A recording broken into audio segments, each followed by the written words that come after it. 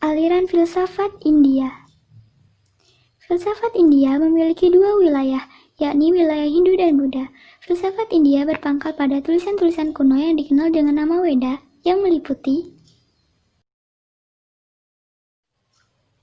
dalam filsafat India, 6 sistem aliran filsafat yang pada masing-masingnya didirikan dan dirumuskan oleh para pemikir India hebat, di antaranya filsafat Nyaya, filsafat Vaisheshika, filsafat Samkhya, filsafat Purva Mimamsa, filsafat Vedanta, filsafat Yoga. Pemikiran filsafat India. Dalam filsafat India, akal budi menjelma menjadi unsur terpenting dalam diri manusia yang merupakan anugerah terbesar dari Tuhan. Hal ini pula yang membedakan manusia dengan makhluk lainnya sebagai animal rasional atau yang dalam Islam dikenal dengan hayawanatik. Dalam tutur filsafat India klasik, akal budi menjadi kemampuan untuk membedakan mana yang benar dan mana yang salah, yang temporer dengan abadi, fluktuatif dengan permanen, dan pluralistik dengan monistik. Dalam kehidupannya, manusia memfungsikan ini sebagai jalan memahami hidup. Dalam perjalanan itu juga, manusia mengarahkan setiap tujuan itu dengan pengetahuan. Setiap orang berhasrat mencari pengetahuan pada dasarnya berangkat dari keberadaan akal budinya, di mana menuntutnya untuk bisa mencari kebenaran yang diinginkan.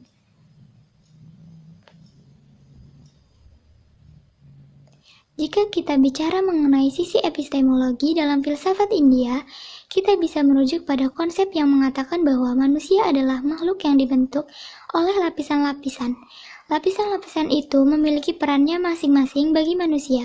Lapisan-lapisan tersebut diantaranya periodisasi filsafat India. 1. Periode Weda. Masa ini melahirkan mantra, Brahmana, Aranyaka, dan Upanishad sebagai bagian-bagian dari Weda, yang berisi benih-benih pemikiran filsafat mulai dari mantra hingga Upanishad. 2. Periode Epos. Periode ini meluas hingga perkembangan Upanishad awal dan Darsana. Wiracarita dan epos yang sangat masyhur yakni Ramayana dan Mahabharata menjadi media bagi penyampaian pesan-pesan moralitas Upanishad. 3. Periode Sutra. Periode ini filsafat mulai ditulis dalam bentuk sutra, yakni ungkapan pendek, sederhana, padat, dan halus dalam bahasa Sanskerta. 4. Periode Skolastik. Periode pemberian komentar dan eksplanasi pada sistematika falsafi di India. Periode ini disebut juga dengan periode skolastik. 5. Periode kegelapan. Ini adalah periode lahirnya agama Sikhisme oleh Guru Nanak. Periode ini juga pengaruh kolonialisasi di bawah kekuasaan Barat. 6. Periode kontemporer. Pada periode filsafat India mencapai puncak kematangannya. Ini ditandai dengan lahirnya pemikir-pemikir fenomenal seperti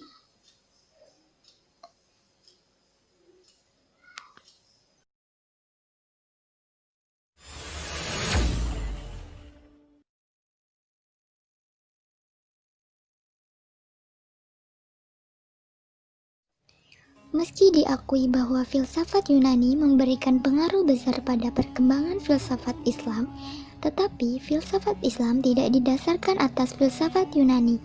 Sebab, berguru tidak berarti menunjukkan pengulangan. Setiap pemikiran tidak lepas dari konteks budaya masing-masing, dan kenyataan yang ada menunjukkan bahwa pemikiran rasional Islam telah lebih dahulu mapan sebelum datangnya filsafat Yunani. Meski karya-karya Yunani mulai diterjemahkan pada masa kekuasaan Bani Umayyah, tetapi buku-buku filsafatnya yang kemudian melahirkan Al-Kindi baru mulai digarap pada masa dinasti Abbasiyah, khususnya pada masa Khalifah Al-Ma'mun, oleh orang-orang seperti Ja'far ibnu Yahya al-Barmaki, Yohana ibnu Masawaih, dan Hunain ibnu Ishaq. Pada masa-masa ini, sistem berpikir rasional telah berkembang pesat dalam masyarakat intelektual Arab Islam, yakni dalam fikih dan kalam. Dalam teologi, doktrin Mu'tazilah yang dibangun oleh Wasil ibnu Atta telah mendominasi pemikiran masyarakat dengan tokohnya seperti Amr ibnu Ubaid, Bishr ibnu al-Mu'tamir, Mu'ammar ibnu Abbad, Ibrahim ibnu Sayyar an-Nazam, Abu Huzail ibnu al-Alaf, dan Jahiz Amr ibnu Bahar. Begitu pula dalam bidang fikih, tokoh-tokoh mazhab fikih yang melahirkan metode istinbat dengan menggunakan rasio seperti itu seperti Abu Hanifah, Malik, Syafi'i, dan Ibnu Hanbal hidup sebelum kedatangan filsafat Yunani. Semua itu menunjukkan bahwa sebelum adanya logika dan filsafat Yunani, telah ada model pemikiran rasional filosofis yang berjalan baik dalam tradisi keilmuan Islam, yakni dalam kajian teologis dan hukum. Bahkan, pemikiran rasional dari teologi dan hukum inilah yang telah berjasa menyiapkan landasan bagi diterima dan berkembangnya logika dan filsafat Yunani dalam Islam, bukan sebaliknya. Jika demikian, dari mana pemikiran filsafat berasal? Jawabannya, dari tradisi Islam sendiri, yaitu dari upaya para ilmuwan muslim untuk menjelaskan ajaran kitab sucinya. Pada awal perkembangan Islam, ketika Rasul Shallallahu Alaihi Wasallam masih hidup, semua persoalan bisa diselesaikan dengan cara ditanyakan langsung kepada beliau. Akan tetapi, hal itu tidak bisa dilakukan setelah Rasul Shallallahu Alaihi Wasallam wafat, dan persoalan-persoalan semakin banyak dan rumit seiring dengan perkembangan Islam yang demikian cepat. Jalan satu-satunya adalah kembali kepada ajaran teks suci Al-Quran lewat berbagai pemahaman. Dalam upaya untuk memahami ajaran Al-Quran tersebut, minimal ada 3 model kajian resmi yang nyatanya mempunyai relevansi filosofis. Antara lain, 1. Penggunaan takwil. Makna takwil diperlukan untuk mengungkap atau menjelaskan masalah-masalah yang sedang dibahas. 2. Pembedaan antara istilah-istilah untuk pengertian yang mengandung lebih dari satu makna, dengan istilah-istilah yang hanya mengandung satu arti. 3. Penggunaan kias atas persoalan-persoalan yang tidak ada penyelesaiannya secara langsung dalam teks. Dari situlah berkembang metode dan pemikiran rasional filosofis dalam Islam, jauh sebelum datangnya filsafat Yunani lewat proses penerjemahan.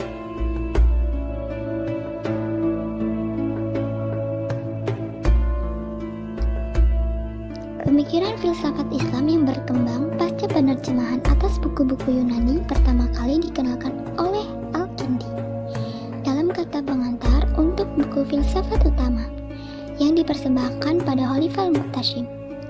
Al-Kindi menulis tentang objek bahasan dan kedudukan filsafat serta ketidaksenangannya pada orang-orang yang anti filsafat. Al-Kindi telah memperkenalkan persoalan baru dalam pemikiran Islam dan mewariskan persoalan filsafat yang terus hidup sampai sekarang seperti penciptaan alam semesta, keabadian jiwa, dan pengetahuan Tuhan apa ada hubungannya dengan astrologi dan bagaimana terjadinya.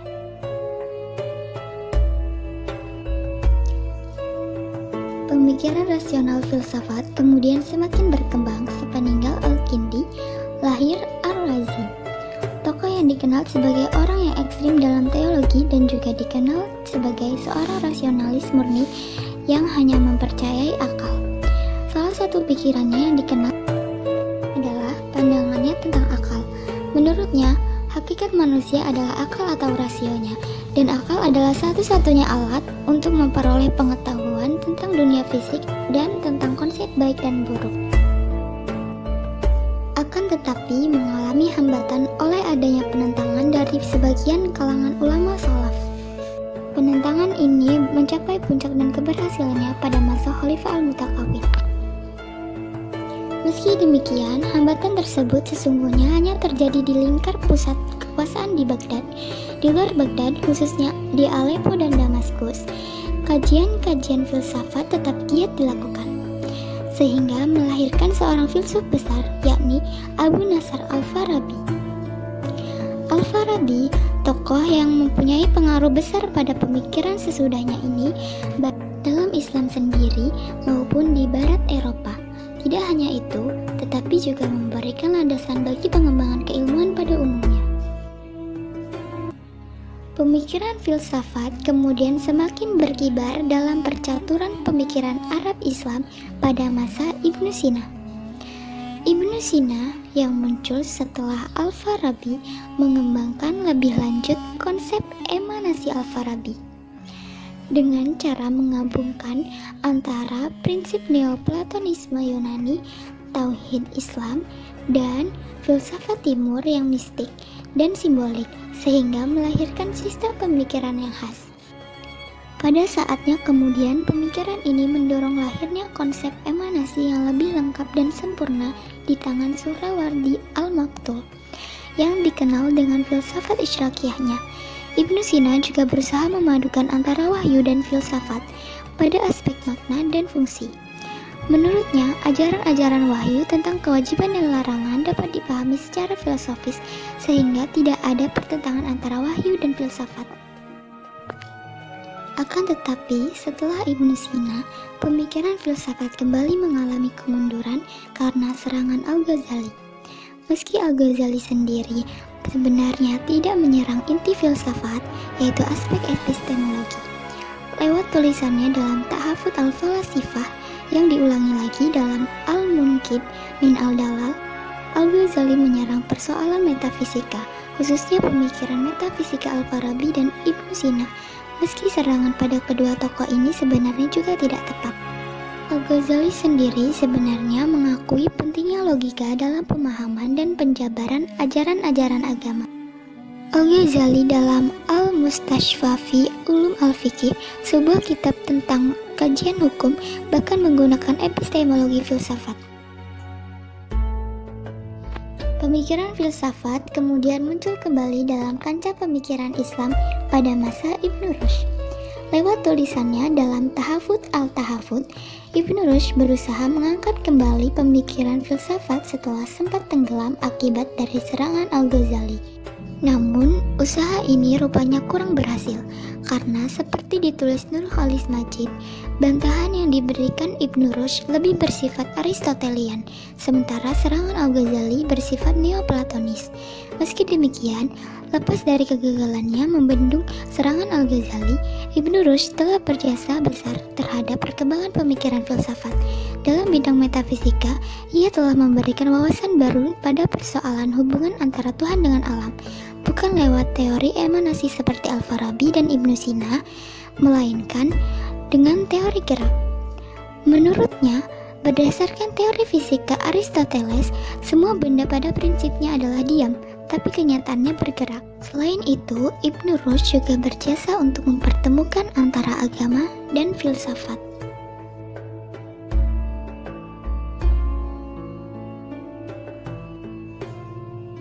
Setelah Ibnu Rushd, pemikiran filsafat Islam biasanya dianggap telah tamat, selesai, atau berhenti oleh sebagian kalangan, karena sudah tidak ada lagi tokoh filsafat yang muncul.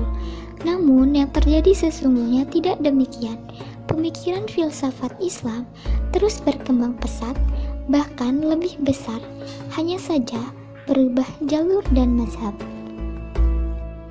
Jika sebelumnya pemikiran filsafat bersifat mandiri, lewat perundungan-perundungan filosofis rasional murni, pada masa ini tepatnya pasca serangan Al-Ghazali terhadap filsafat, pemikiran filsafat tetap berkembang dengan cara bergabung atau bersinergi dengan pemikiran tasawuf yang pada saat itu mulai berkembang pesat. Juga, jika sebelumnya masalah filsafat banyak didiskusikan dan dikembangkan dalam lingkungan masyarakat Sunni, pasca Ibnu Rushd, pemikiran filsafat banyak dikaji dan dikembangkan dalam lingkungan masyarakat mazhab Syiah. Sedemikian sehingga apa yang dianggap bahwa pemikiran filsafat yang telah mati atau tamat sesungguhnya hanya terjadi dalam lingkungan Sunni, bukan masyarakat Islam secara keseluruhan.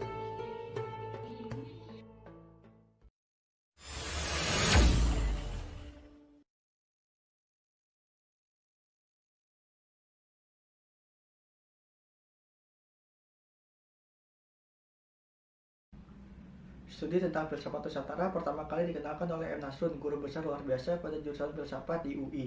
M. Nasrun mengemukakan bahwa sebagai tradisi pemikiran abstrak, studi filsafat Indonesia sudah dimulai Genesius Saloka era Neolitikum sekitar tahun 3500 sampai 2500 sebelum Masehi, namun baru muncul dan berkembang pada tahun 1960-an.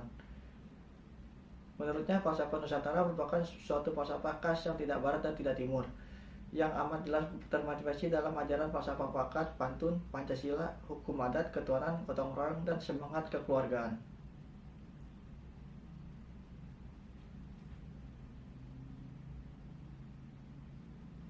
Dalam konteks falsafah, pengembangan kebudayaan dan pendidikan, Ki Hajar Dewantara mengemukakan pemikiran filosofis yang dikenal teori trikon.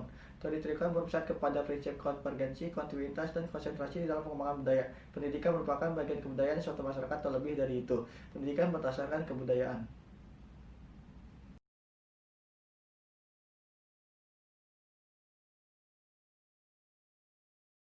Filsafat Pancasila. Ketika berbicara tentang filsafat, ada dua hal yang patut diperhatikan. Pertama, filsafat sebagai metode, dan kedua, filsafat sebagai suatu pandangan. Oleh karena itu, di sini filsafat sebagai sebuah ilmu pengetahuan dan dijadikan sebagai pandangan hidup. Terkait dengan Pancasila sebagai sebuah pandangan hidup, sudah tentu memiliki nilai-nilai filsafat terkandung di dalamnya, dan bahkan Pancasila telah memiliki ilmu pengetahuan.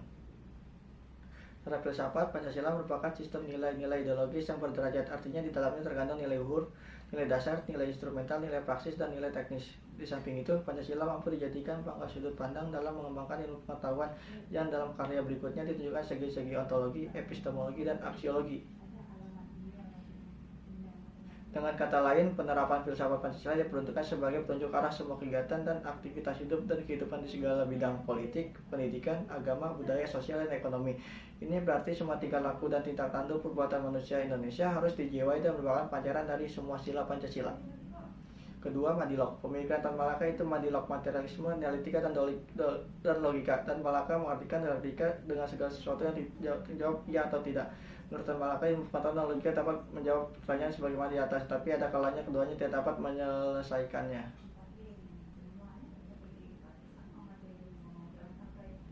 Menurut Tan Malaka, ada 4 hal yang dimana pengetahuan dan logika tak mampu menjawabnya, yaitu waktu, kehidupan organis, seluk-beluk, pertentangan, dan gerakan.